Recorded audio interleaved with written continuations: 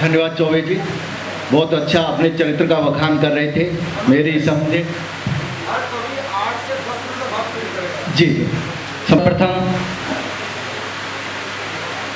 स्वर ताम्राज्ञी वीणा पाणी सुर भारती श्वेत वस्त्र धारणी माँ सरस्वती को प्रणाम करता हूँ। पावन मंच को नमन करता हूँ। समस्त वरिष्ठ श्रोताओं को प्रणाम करता हूँ। समय की औपचारिकता को ध्यान में रखते हुए बिना किसी औपचारिक भूमिका के सीधे आपके साथ जुड़ने का प्रयास करता हूँ। इस मंच का सबसे छोटा कवि हूँ। कवि तो खुद को नहीं कह सकता, क्योंकि जब आनंद कंद सच्चिदानंद पार ब्रह्म परमेश्वर अखिल ब्रह्मांड नायक भगवान श्री रामचंद्र जी के अनंत उपासक बाबा श्री गोस्वामी तुलसीदास जी ने रामचरितमानस की ग्रंथ की रचना करने के बाद कह दिया कि चतुर न हो कभी न कहाऊं, तो फिर मेरी कोई औकात नहीं है। फिर भी मैं आपके समक्ष खड़ा हूं। मेरी कोई बात आपके दिलों तक पहुंच जाए तो भरपूर समर्थन चाहता हूं, आपका प्यार चाहता हूं, आपका आशीष चाहता हूं। मेरे लिए जो सबसे सौभाग्य की बात है कि आज इतने बुद्धिजीवी श्रोताओं के बीच में इस मंच पर खड़े होने का मुझे अवसर मिला। और मेरे लिए जो सबसे दुर्भाग्य की बात है कि लगभग आज के 8 साल पूर्व मेरे सर से मेरे माँ बाप का साया छिन गया। उस माँ की याद में एक मुक्तक मैं आपके बीच में रखता हूँ और एक मेरा दर्द है। माँ को शब्दों में नहीं ढाल सकता, लेकिन मेरी जो एक दर्द है उस पीड़ा को मैं इन शब्दों में ढालकर आपके समक्ष प्रस्तुत करता हूँ। सुनिएगा। चोट अगर मुझको लगती तो वो जख्मों को धोती। क्या बात है। चोट अगर मुझको लगती तो वो जख्मों को धोती, ढक करके अपने आंचल में मुझको लेकर सोती। औरों की माँ को देखा तो दिल ने ये महसूस किया, काश मुझे ममता देने को मेरी माँ भी होती। क्या बात है, बहुत सुंदर, बहुत सुंदर, बहुत सुंदर। जैसा कि भैया कुमार अनुज जी ने हमें ओज के कवि के रूप में खड़ा किया है, तो आइए मैं सीधे आपके साथ जुड़ता हूँ, प्रयास करता हूँ कि मेरी बात आपके दिलों तक पहुँचे। पहले एक छंद आपके बीच में रखता हूँ। माँ सरस्वती से मैं कुछ मांग करता हूँ, और लगता है कि मेरी मांग और आप सभी की मांग एक हो सकती है, तो मंच के आदेश के साथ, आपके प्यार के साथ इस छंद को रखता हूँ। सुनिएगा। राष्ट्र की अखंडता बचाने हेतु लिख सकूं, लेखनी में मेरी माँ रवानी वही चाहिए। क्या बात है, बहुत सुंदर। माँ से मांगता हूँ वरदान में कि राष्ट्र की अखंडता मिटाने हेतु लिख सकूं, लेखनी में मेरी माँ रवानी वही चाहिए। अब करते श्रवण जिसे तन मन धन्य होवे, मुझे राम सीता की कहानी वही चाहिए। पाप और प्यास को जो पल में ही दूर करे, मुझे मेरी गंगा माँ का पानी वही चाहिए। और एक पंक्ति पढ़ता हूँ आपके समर्थन की कि पाप और प्यास को जो पल में ही दूर करे, मुझे मेरी गंगा माँ का पानी वही चाहिए। और भारती की आरती में शीश जो चढ़ा गए, भगत सुभाष की जवानी वही चाहिए। भगत सुभाष की जवानी वही चाहिए। और अभी माननीय अतिथि महोदयों के द्वारा एक चुनावी घोषणा की गई थी, चुनाव पर कुछ बात की गई थी।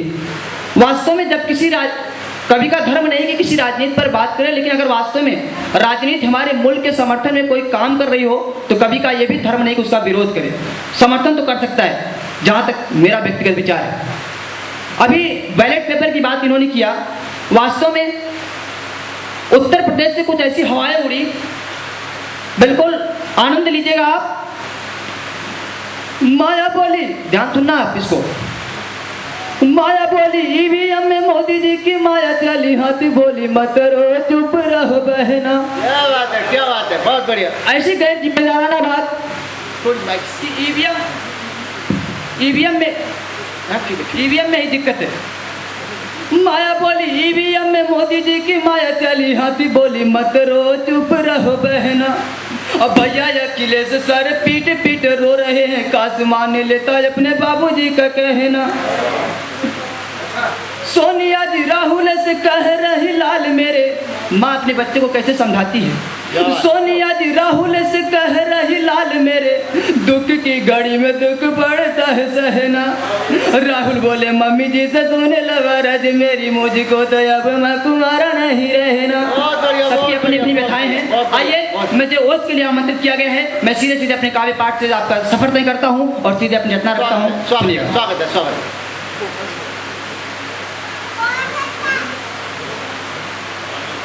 थोड़ा माइक से दूर पीछे, थोड़ा सा दूर, कोई बात नहीं।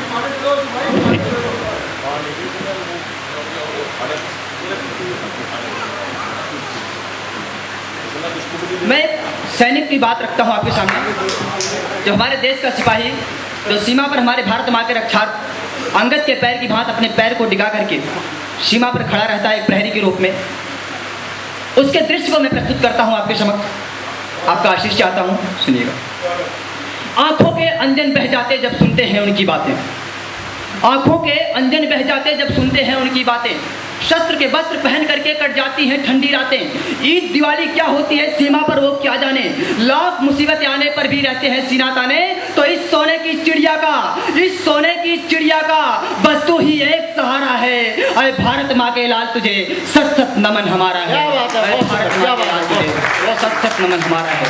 और हमारे देश का सैनिक कठिन परिस्थितियों में भी किस प्रकार से सीमा पर अडिग होकर खड़ा रहता है। बहुत बहुत शुक्रिया आपका।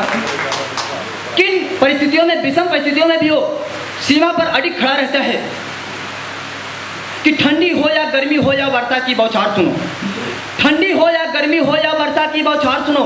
दुश्मन से आंख मिलाने को जो हरदम है तैयार सुनो। जिस ओर कदम बढ़ते हैं इसके दुश्मन को तो हट जाते हैं। गर्जना करे जब शेर मेरा तो बादल भी फट जाते हैं। तिरंगे ध्वज के दीवाने हम पर एहसान तुम्हारा है। अरे भारत माँ के लाल तुझे सत सत नमन हमारा है। अरे भारत माँ के लाल तुझे सत सत नमन हमारा है। और एक मैं व्यथित पीड़ा पर यहाँ पर रखता हूँ कि उसकी जो नई नवेली पत्नी होती है, कल्पना करके देखिए कि जब किसी का तुरंत की तुरंत शादी हुई हो और तुरंत सीमा से खबर आ जाए कि मित्र भारत माँ की सीमा पर कुछ दुश्मन अपने खून से रंजित करने के लिए खड़े हुए हैं। उस समय वह देश का सैनिक अपनी सेज पर जाकर के अपने पत्नी का चेहरा देखे बगैर भारत माँ के रक्षार्थ किस त्याग की भावना से निकल देता है। उसके साथ साथ उसकी पत्नी के अंदर क्या समर्पण भाव होता है, उस भाव को लिखता हूँ मैं, सुनिएगा। कि नई नवेली दुल्हन घर से खत को भेजा करती है, नई नवेली दुल्हन घर से खत को भेजा करती है। कहती प्रियतम मत देर करो ये बिरहन तेरी मरती है। फिर भी बंदूक उठा करके दुश्मन को सबक सिखाता है। कहता प्रेसी तू बाद में है, पहले तो भारत माता है। तुझसे रोशन है वतन मेरा। उस सैनिक के सम्मान में कहता हूँ और अपना स्थान लेता हूँ कि तुझसे रोशन है वतन मेरा, तू नहीं तो सब ग्यारह है। अरे भारत माँ के लाल तुझे सत सत नमन हमारा है। अरे भारत माँ के लाल तुझे सत सत। बहुत बढ़िया, सुंदर शब्दों के साथ